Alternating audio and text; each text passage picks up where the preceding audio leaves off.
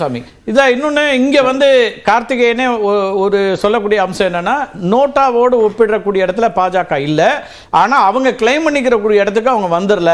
ஆனால் இப்போ வந்து பெரிய அளவுக்கு ஒரு இது திரு கார்த்திகேயன் மட்டும் சொல்ல, திரு எடப்பாடி பழனிசாமியும் நியூஸ் 18 நேர்காணலில் சொல்றாரு, நீங்கள் வந்து இதெல்லாம் ஒரு மாயத்தோற்றம், நீங்கள் உருவாக்கக்கூடிய மாயத்தோற்றம், ஊடகங்கள் உருவாக்கக்கூடிய மாயத்தோற்றம்ங்கிறாரு. இங்கே தமிழ்நாட்டில் பாஜக எங்கே இருக்கிறது அப்படின்னு கேட்குறாரு, களத்தில் இல்லைங்கிறாரு.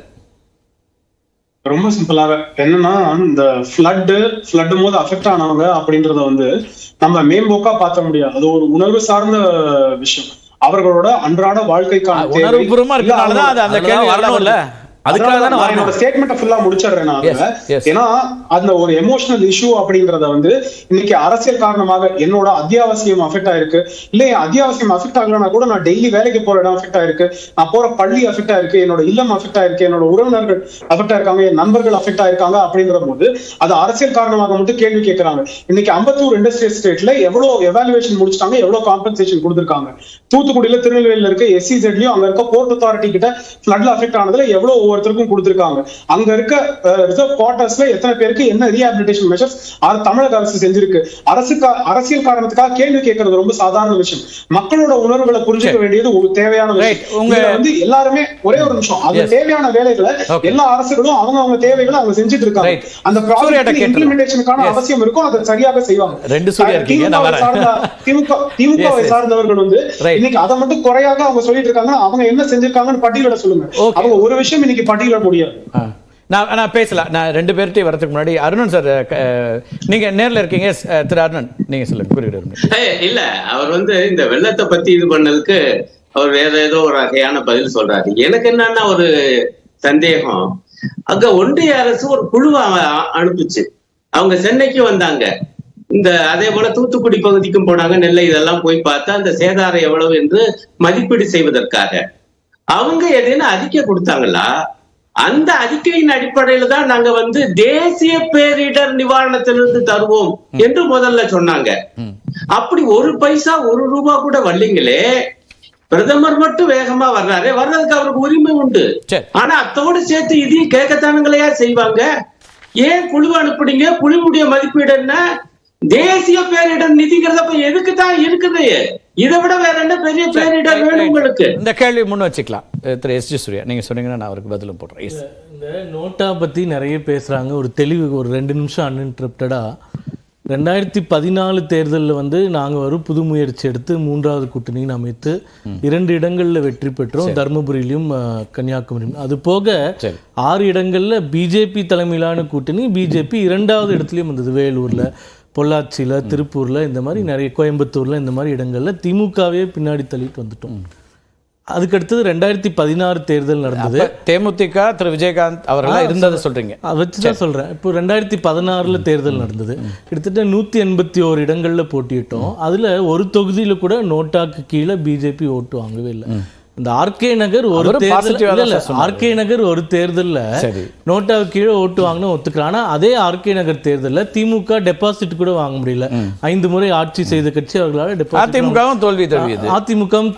அதனால என்னமோ இதுக்கு முன்னாடி நோட்டா கீழே தான் பிஜேபி எல்லா தேர்தலையும் வாக்கு வாங்கின மாதிரியும் இப்ப முந்திட்ட மாதிரியும் அந்த கம்பேரிசன் சரி கிடையாது. அது வந்து நீங்க உருவாக்குறதுக்காக உங்க கம்பேரிசன்ல ஒரு விஷயம் என்ன இருக்குன்னா, பெண்ணாயிரத்துல அதிமுக 3வது இடம் போச்சு, டெபாசிட் எழுந்துச்சு.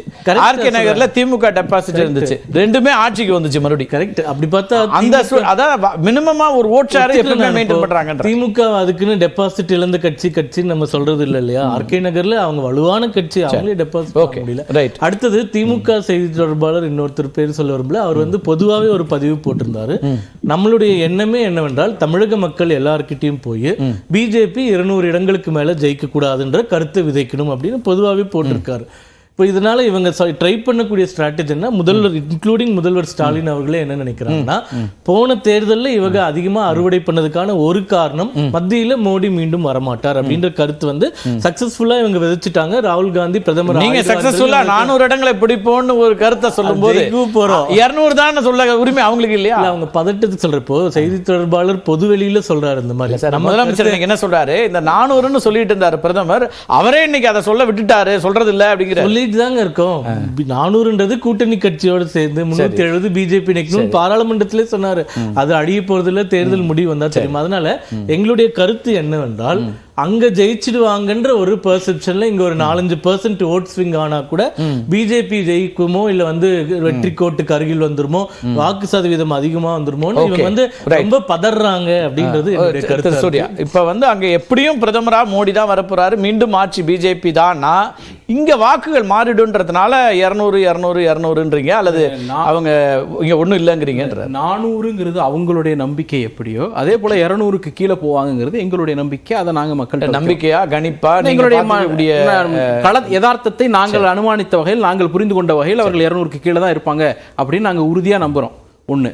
ரெண்டாவது, மோடி மீண்டும் வரமாட்டார் அப்படிங்கிறதுக்காகத்தான் போன முறை ஓட்டு அளிக்கல அப்படின்னு அண்ணன் எஸ்.ஜி. சூர்யா சொன்னார். அவருக்கு ஒரு விஷயத்தை நினைவூட்ட கடமைப்பட்டிருக்கேன். 2014ஆம் ஆண்டு தேர்தல் 2019 மட்டும் அவங்க குறையல.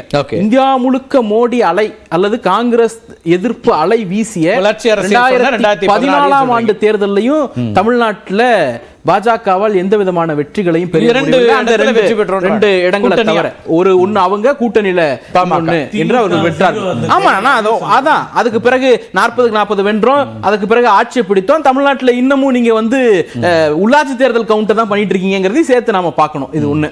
ஆனால் 2014 விட பாஜக 2019 நாடு முழுக்க அதிக எண்ணிக்கையிலே வெற்றி பெற்றார். அந்த தேர்தலில் கூட தமிழ்நாட்டில் இருந்த ஒரு இடமும் தமிழ்நாட்டில் இருந்த ஒரு இடமும் போனுச்சு. 2014 வந்ததை விட பிரதமர் மோடி 2019 அதிகம் வந்தார். நான் கூட இப்ப அதை விட இன்னைக்கு அதிகம் வராருன்னு நினைச்சேன். ஆனா அண்ணன் கிளாரிஃபை பண்ணிட்டாரு, இல்ல போன தடவை வந்து அதே 5 முறை தான் இந்த தடவையும் வராரு அப்படின்ட்டு. அப்ப அதிக முறை படையெடுக்கிறாருங்கிறதும் இல்ல. அவர் இங்க வந்து போன தடவை 5 முறை தான் வந்தார். போன தடவை என்ன ரிசல்ட் வந்ததோ அதுதான் வரப்போகுது அப்படிங்கிறது தான் தெளிவாகுது. இது ஒண்ணு. ரெண்டாவது, நான் முடிச்சிடறேன். ராமசாமி மையப்பன் அவர்கள் பேசுகிற போது 6 ஃபங்க்ஷன் வந்து அட்டெண்ட் பண்ணிருக்காங்க அப்படிங்கிறாங்க அரசு முறை பயணமாக. பிரைம் மினிஸ்டர் ஆபீஸினுடைய அபிஷியல் வெப்சைட்ல 2021 திராவிட முன்னேற்ற கழக ஆட்சி வந்ததுக்கு பிறகு, அதாவது சட்டமன்ற பொது தேர்தல் நடந்து முடிந்ததற்கு பிறகு 2 முறை தான் என்ட்ரி இருக்கு. ஒண்ணு, பிரதமர் அலுவலகம் போய் சொல்லுகிறதா, இல்ல ராமசாமி மெய்யப்பன் அவர்கள் தவறான தகவலை சொல்றாரா அப்படிங்கிறதுக்கான விளக்கத்தை அவர் கொடுக்கணும். இது ஒண்ணு. ரெண்டாவது, இவங்க சிஎம் வந்து டெல்லிக்கு போயிட்டாரு அப்படிங்கிறாங்க. சிஎம் டெல்லி கூட்டணி மட்டும் கிடையாது, அன்னைக்கு ஈவினிங் வந்து prime minister சந்திச்சார். Prime minister appointment அப்படிங்கிறது சிஎம் பிக்ஸ் பண்றது கிடையாது. ஏற்கனவே கெஜ்ரிவால்ல தொடங்கி நம்முடைய எடப்பாடி பழனிசாமி அவர்கள் முதலமைச்சராக இருந்த காலத்திலும் சரி, பினராயி விஜயன் அவர்களுக்கும் சரி, பல முறை பிரைம் மினிஸ்டருடைய அப்பாயின்மெண்ட் கிடைக்கல அப்படிங்கிற குற்றச்சாட்டு இருந்திருக்கு. அப்படி இருக்கும்போது அப்பாயின்மெண்ட் கொடுக்க போறது பிரைம் மினிஸ்டர் ஆபீஸ் தானே தவிர சீஃப் மினிஸ்டர் ஆபீஸோ திமுகவோ அந்த அப்பாயின்மெண்ட் ஃபிக்ஸ் பண்ண போறது கிடையாது. இது ஒண்ணு. அடுத்தது, நாங்க வந்து ஒரு பெரிய செகண்ட் பிளேஸ்ல இன்னும் பல இடங்கள்ல திமுக வீழ்த்த போறோம் அப்படின்னு பாஜக தொடர்ந்து சொல்லிட்டே இருக்காங்க. நான் அதுக்கு தரவுகளை சேகரிக்கணும்னு நினைச்சேன். நல்ல வேளையாக உங்களுடைய நிகழ்ச்சியில அண்ணன் எஸ்.ஜி. சூர்யா அவரே தேடி ஒரு தகவலை கொடுத்தார். தமிழ்நாட்டில் 2022ஆம் ஆண்டு 21 டிசம்பர்ல அறிவிக்கப்பட்டு 22ல நடந்த நகர்ப்புற உள்ளாட்சி தேர்தலில் மொத்தம் இருக்கக்கூடிய 21 மாநகராட்சியில நாங்க 22 கவுன்சிலர்கள் வெற்றி பெற்றிருக்கிறோம் அப்படிங்கிறார். 21 மாநகராட்சியில ஏறக்கூடிய 1384க்கு மேல 1400 கவுன்சிலர் சீட். 1400 கவுன்சிலர் சீட்ல 22 இடங்கள் மட்டுமே வென்ற ஒரு கட்சியாகத்தான் இருக்கிறது. அதுவும் இந்தியாவில் அவர்கள் கால் பதிக்க முடியாதுன்னு நினைத்த எல்லா இடத்திலையும் கால் பதித்த பிறகும் தமிழ்நாட்டில் அதுதான் நிலைமை. அதற்கு பிறகு, அதாவது லாஸ்ட் ப்ரூவன், அவங்க இதுவரைக்கும் ப்ரூவ் பண்ணதுல கடைசியா ப்ரூவ் பண்ணது அதுதான். அப்போ 1.5% இடங்களை தான் அவர்கள் கைப்பற்றி இருந்தார்கள். இதுதான் தமிழ்நாட்டில் பாஜகவினுடைய நிலைமைங்கிறத 1.5% ஓட்டு தான் இடங்களை கைப்பற்றிருக்கீங்க.